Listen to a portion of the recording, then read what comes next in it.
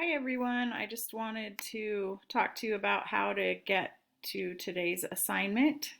So if you are at my home page and you can either go to modules right here or down here, module for April 13th to 17th, either one will work. Click on that and Nearpod is what I wanted you to do today. So click on the Nearpod. And it takes you here. Make sure to read the directions. It says go through this presentation and complete each task. Your score in Skyward will be based on your participation, so if you skip slides, your score will be low. The quiz is part of the grade, but not the whole thing.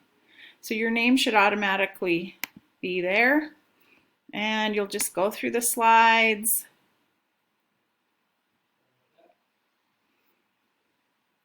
And answer the questions. When you finish, and again, make sure you've gone through every single slide, you will just submit, and it will automatically send me a report through Nearpod. So that's all you have to do. Nearpods are pretty easy. When you finish the Nearpod, you're ready to take the quiz for the week. You don't have to do it today, but I won't do a screencast for the quiz because we do quizzes all the time in class and you're used to that. So I hope you have a great day. See you at office hours maybe.